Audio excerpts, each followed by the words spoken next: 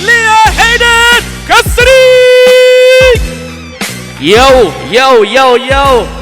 What's going on, everybody? What's going on? My name is Julius Ceasar. I got the one and only, the queen herself, Hayden Cassidy. What's up? How is everybody today? Good? Thank you for staying around. This is the last show out of Office Barbers. It was an amazing day. Thank you all for sticking around. I know it's hot out there. I know you want to get to the sun, but thank you for staying and watching myself and Julius. I'm going to introduce a little bit about what I'm about before I pass you on to Julius. What I wanted to do today is I kind of wanted to collaborate a little bit in my model. I wanted to kind of mix edges, tapers, fades, outlines and styles. I've already prepped a lot of my model today.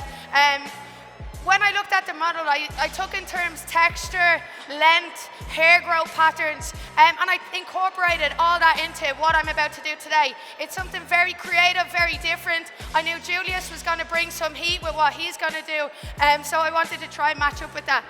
As I talk and as I go on, I'm going to talk a little bit about what I'm doing. Any questions, please ask. But for now, I'm going to pass you to my boy. What's going on, Amsterdam? How you guys feeling today?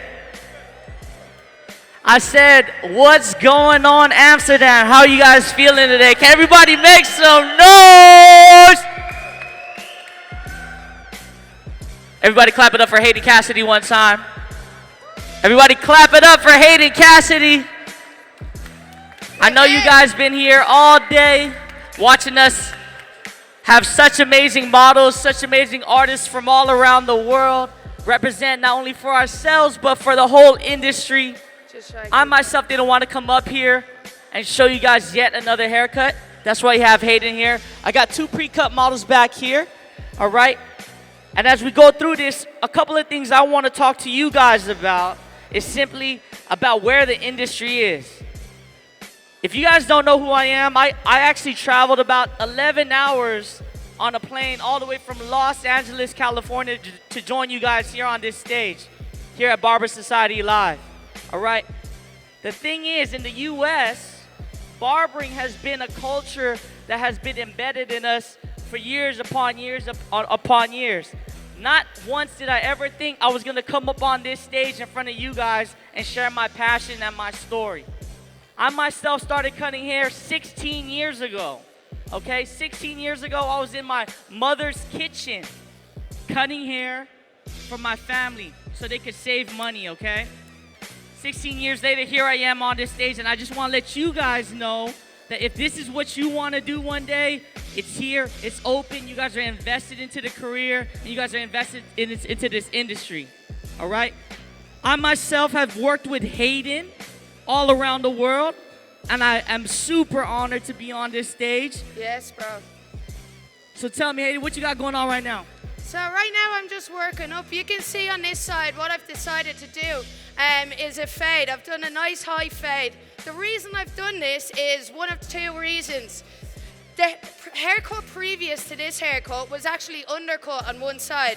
So that left me with only a few options. I could either leave it undercut, do a side part, or I could connect the top in and take this fade up really high. That's what I've decided to do. Do a little bit of a contrast, so my fade is on this side. Because he wore it in a side part, with it going over to the right, we can see this side is connected a lot nicer, yeah? So instead of kind of taking that up and disconnecting that side, I went with a taper, just to take in two aspects of the haircut. The growth pattern, the previous haircut, and the texture of the hair, just to try and make something a bit more creative. So again, working up here, I'm just starting to work up my fade. I've cleared it off with a number 2 guard, and now I'm going step by step. I truly believe that when we fade, I don't like to move on from a section unless the previous section is completely clean. That allowed me to give a better visual aspect to what I'm doing. So while I'm working up my fade up into this weight line, I'm going to build up. I'm just actually taking it step by step, cleaning it off, making sure every step is as clean as the next. Tell me about your models, mate. All right. So when it comes to presenting hair in front of you guys, right? Everything happens back there, right? We don't know what's happening back there. The only people that's knowing what's happening back there is us as the artists, okay? Can we agree that being a barber and being a hairdresser, it's a performance-based profession? You must perform and you must sell confidence as an artist and as a professional to retain and hold on to clientele, all right? When I think about how I hit the stage, whether it's here or in America or any part of the world, I'm thinking, how can I connect to the crowd? How can I find a way to embody with the crowd? Here in Amsterdam, this is such a fun place. It's maybe my third or fourth time here, and every time I come, I feel like the barber industry is just growing bigger and bigger. I like your hat, bro. I like that hat a lot right there. The industry's getting bigger and bigger and bigger. And the hair's only getting crazier and crazier and crazier. All right? Where's my cameraman at? Cameraman, if we go over here and look at my haircuts, I'll have model number 1 stand up. Let's get you over here. All right, so I'm gonna tell you guys a little bit about this haircut, okay? When I got into it, I was thinking to myself, okay, I really want to straighten this hair out. I really just want to have it nice and volumized and really take away all the curl. This is a rare Amsterdam hot day, right?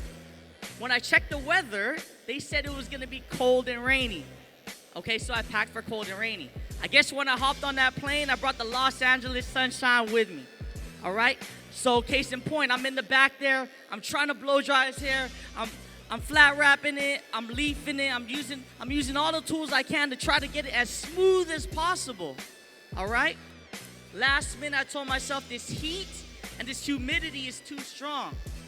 It's kind of like one of the guys that came up to me earlier, and he asked me a question. He asked me this. He said, "What can it take to be one day just like you? What can it take to one day be cutting celebrities?" Myself, I told him this. You must be genuine. You must not force anything. And it's very similar to this hair. I try to force something that was not genuine to him. I try to force something that was not organic to him. All right? Luckily, by the way I cut it, using purpose, finding structure, and adding my own design to the haircut, we were able to pull something out nice and clean. I went ahead and hit it with a diffuser, all right? So many of us in the industry don't like to use these tools. Make some noise if you use these tools right here. Yes, always. Raise your hand if you use these tools. Okay, so when I say make some noise if you use these tools, everybody make some noise. All right. I don't know, I'm from California. I'm from the Wild Wild West in America, so we're a little bit more rowdy, okay? These tools right here, when it comes to hairdressing and styling, could be your worst enemy or your best friend. And I mean that by saying, this I thought was my best friend for this haircut. It turned out to become my worst enemy, okay? Because of the humidity and his natural curl, it kept fighting me and kept fighting me and kept fighting me. This tool, I didn't pick it up at all. Lo and behold, this became my best friend, okay? Right at the end, I made a final decision. He came back to the room. I was like, man, your hair fell straight down. Zero volume, no matter how much texture I put in there, no matter how much I try to style this hair, nothing's holding this hair up. I took this tool, popped it up on my Dyson, hit the diffuser, and it brought out all this natural, beautiful curl, which is something I should have done right in the beginning, all right? For me, if you go ahead and turn around, I'm all about trying to find things that work for lifestyle, okay? My man's in advertising, okay? So if you guys need some advertising for anything, holler at my man right here. But when it comes to that, I'm thinking about what profession he has. Because I'm not just going to give him anything because I'm bringing it up on the stage. I want something that he's going to be able to be comfortable with to bring home and do himself. He could wake up like this, go ahead, take a spin, and have fun with it, right? I like to call this controlled chaos. All right, what do you guys think? It's cool? All scissor haircut, guys. All right, thank you guys very much. Go ahead, take a seat. I think what you touch on there, Julius, is so important that, you know, sometimes things and haircuts and hair texture, hair growth, previous haircuts, they can alter to the effect of what we want to achieve. I myself, when I had this model, when I saw a picture, in my mind, I was going to do a crop. I was going to sit here and do a skin fade and a crop. My man came in this morning and the haircut that was in the picture was totally different than what it was in real life. I had to think on the spot and I had to change to adapt to them circumstances. And I think that's really vital as clients. When we have clients in the chair, we need to not only look at what they want and what style they want in their hair, but what works for their hair. And I think that's the most important thing, is to just educate and just know and realize that there is major factors that affect what we can and we cannot do with our hair. Right now you can see I'm just touching on working up my fade. I want to focus a lot more on the techniques I use. I use the corner of my clippers a lot. Reason being is the head shape is never flat. Yeah, around here it's never flat. It always has bumps, bruises, molds, marks, hair growths. There's a lot of factors that can change the way we fade. Nothing is as ever simple and possible as we think it is.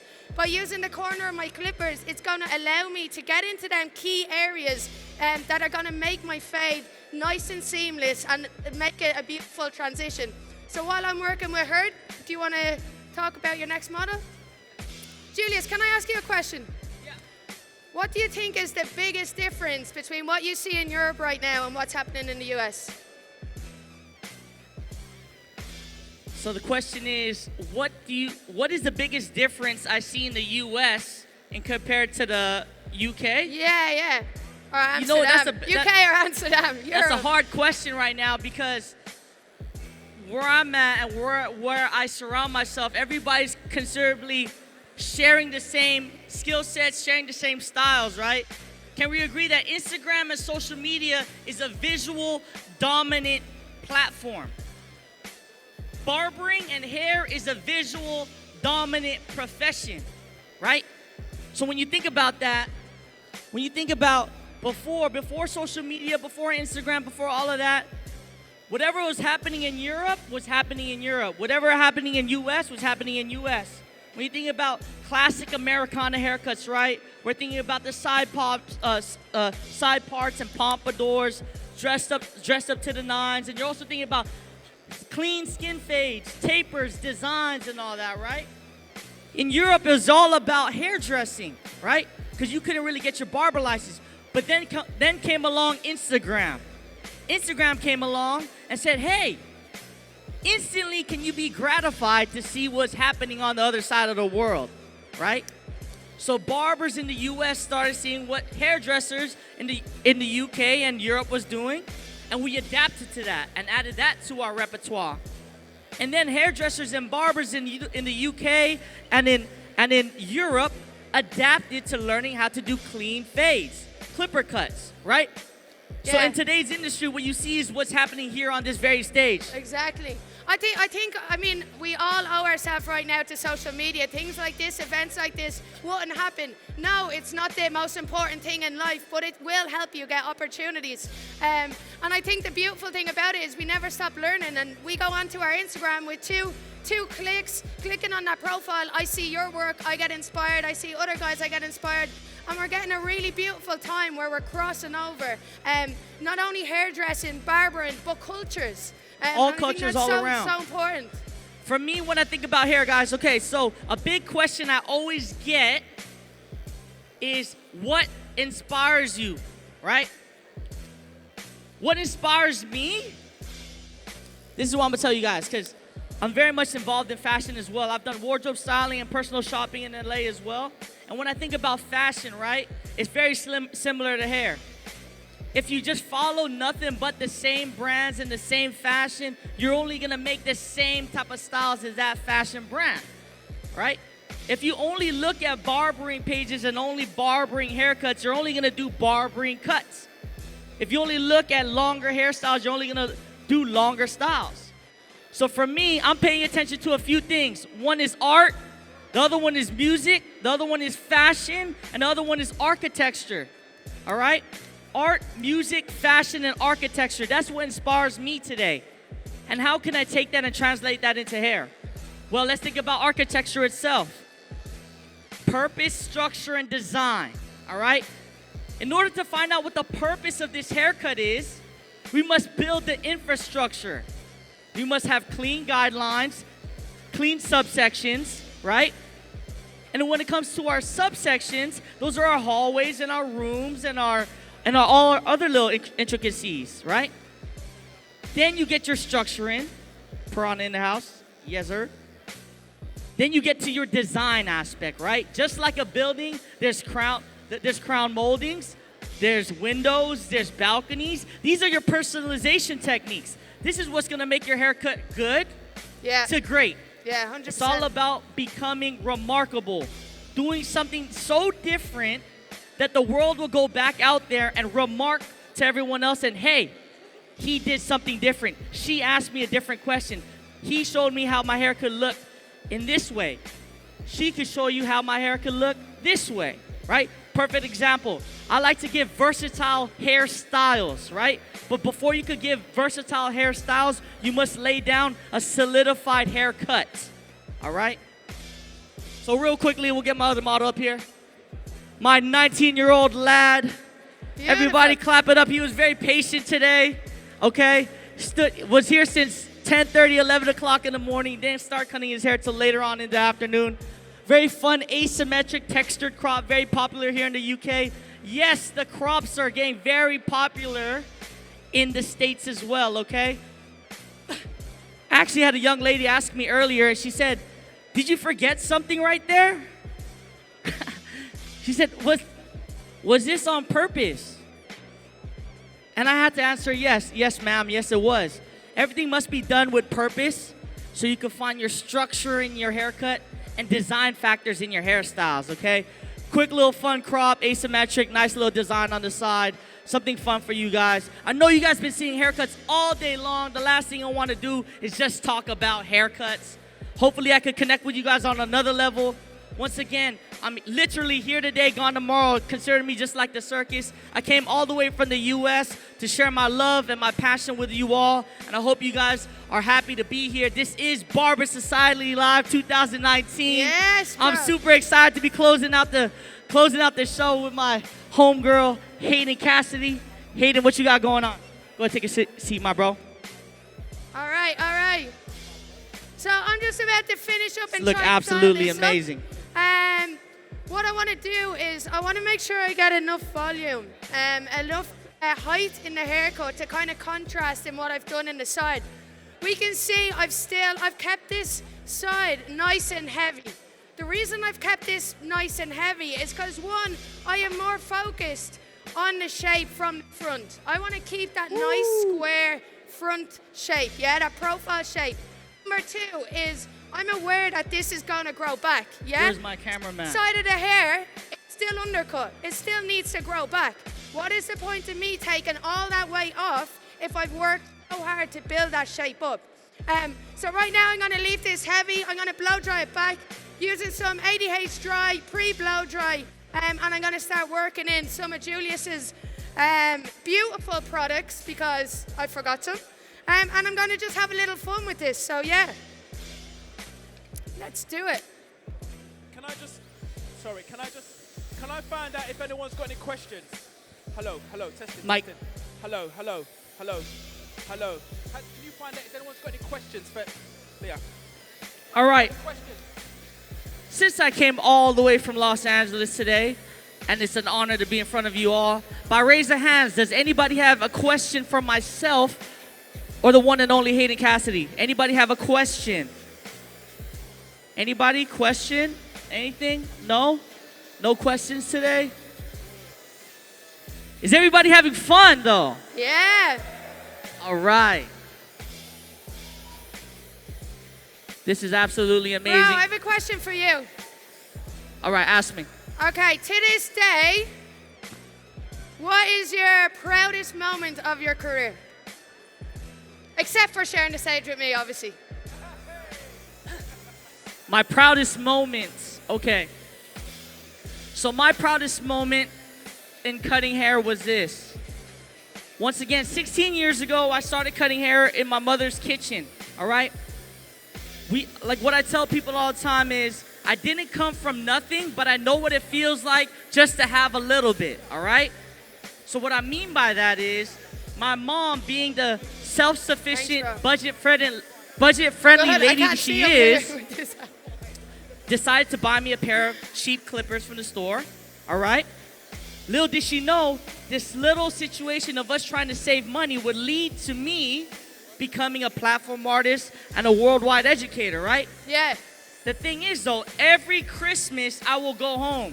Sometimes it'll be the only time I go home, all right? Once a year, I guarantee myself to go home, and that's for Christmas.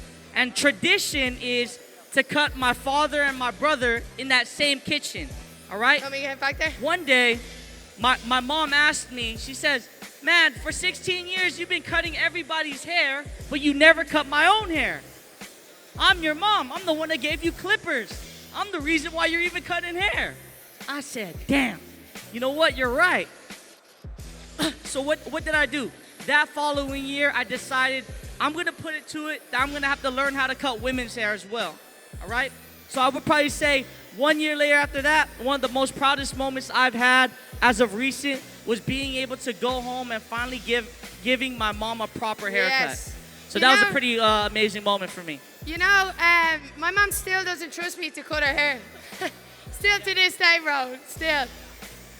It's always that thing where they don't realize, you can actually do it because they've never seen you do that work, go to that education, but. So right now I'm just finishing up, getting that nice lift, using my paddle brush to really, really give that hair nice and volume. The thing about this type of hair texture is it's really straight, it's really coarse, and it's quite hard to give that texture in, to break it up, to make it look messy. It's pretty nice, you can kind of slick it back, put a pomade in it, it sits nice. But to do the opposite on straight, thick hair can be quite difficult. Not only is the product very important, but also wet your blow drying. You need to section your blow dries, keep your blow dries clean.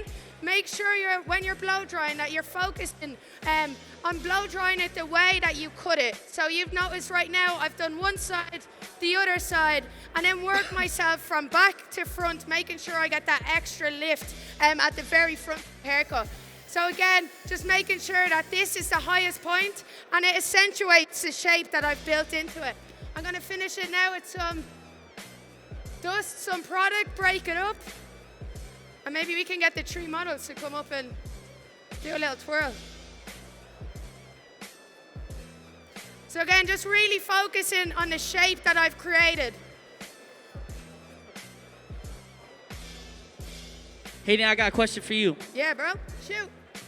Can we agree that as customers, most customers are now just showing us hairstyles and not really haircuts? Yeah. My question is this, how much, it's not even a question, it's more a justification because I know you're gonna agree with me on this one, but don't you agree that in order to be having a nice hairstyle, you must be able to perform a proper haircut? Yeah, I mean 100% too.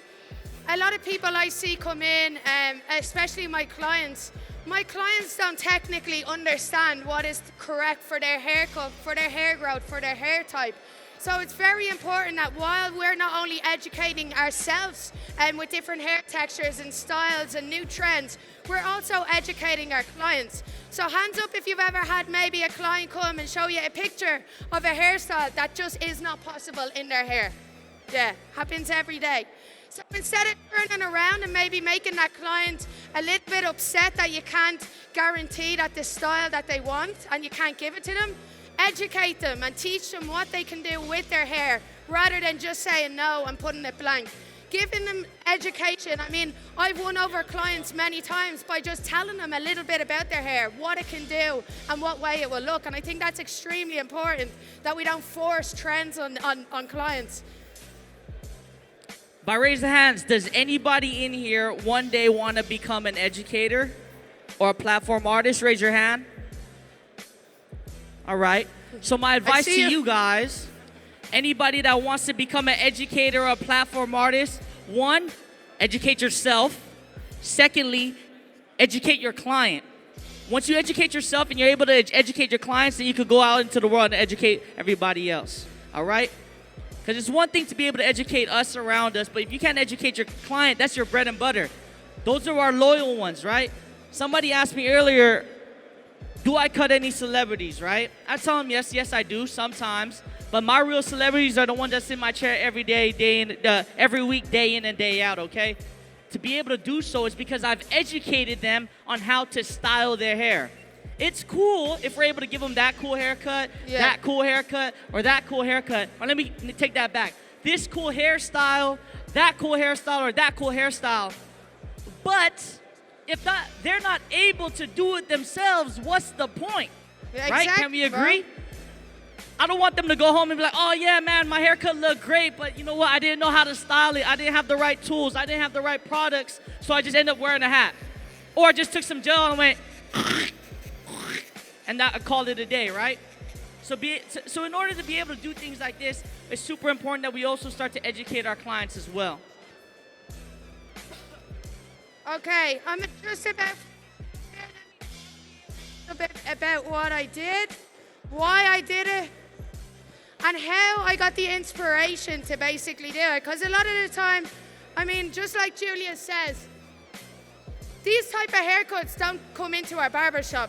I mean, day to day, out of maybe 20 haircuts I do, I will probably only get to do if even a half or if even one creative haircut. They're not our bread and butter. Our bread and butter is the 2 back and sides we do every single day. These haircuts are special. They're special because we get to create and we get to kind of have an open mind in what we're doing. When I do these haircuts and when they're on my Instagram, don't get me wrong, I love being in a shop, but these haircuts I don't do on my clients. I take my time outside of work, after hours, I get a friend, I get someone that trusts me and say, can I just do what I want? And generally, if you've done it once or twice and it turned out good, they'll let you do it again. So these type of haircuts, while it's brilliant to showcase this kind of creative trends, I do as much 2 back and sides as you do, you know, 4 back and sides, scissor cuts, average haircuts. These are the extra haircuts that we do outside of our barbershop time. Again, I'm just going to talk a little bit about what I did, if you want to just come up with me, bro. From this stuff, you can see it's disconnected. I had 2 options. I could leave it disconnected, or else I could connect it in, allowing it to grow back a little bit nicer and build that weight up so that towards the front, it's still nice and square. On this side again, as I said, it was already, I connected it in, it was sitting really nicely. I like the way it sit with hair.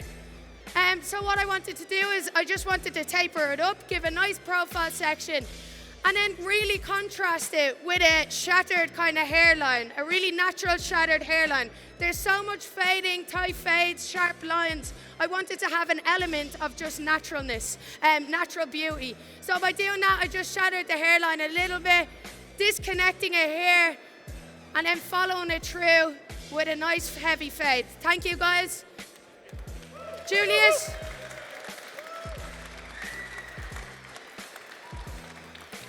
You can say, yeah, look. All right, guys, clap it up for Hayden Cassidy one time. Give it up for my boy, Julius. All right, real quick. Models, of course, yes. Models, stay up here real quick. Can I ask of you guys, if you guys follow me on Instagram, you guys already know how this goes. I need everybody to come close. Don't be shy, we won't bite. Come close. I know your feet aren't glued to the ground. I'm not asking you, I'm telling you. Come close, please, come close. Come close, everybody, come close. Everybody come close this way. All right, good. Hayden, you know how this goes, right? Let's do it. All right, so when the camera goes to you like this, I need you guys to go Amsterdam crazy, okay? Red light district crazy, all right? I want you guys to go nuts. Hold on. Let me get my phone there. Get the phone ready. This is the last show. Thank you so much, guys. It was an honor to be on stage with Julius. Right when I say everybody make some noise, they're gonna go crazy. Put that music all the way up, all right? Rest in peace, Nipsey Hussle. I will be here tomorrow, back on stage at 10 a.m. tomorrow. If you don't have a hangover, come and check it out. I'll be doing something totally different than this. Thanks again. My name's Hayden Cassidy. I love you, Amsterdam. Julius, Caesar. Tomorrow I'm out of here, but I will come here in the morning to come hang out, check out all the booths. I didn't really have an opportunity because I was in the back getting ready for this show right here. So check me out in the morning. I'll come by. We can take pictures, hang out, talk game, whatever you guys want to do. Have some good old Amsterdam fun, all right? Soundman, I hope you're ready. Barber Society Live, it's about that time. My name is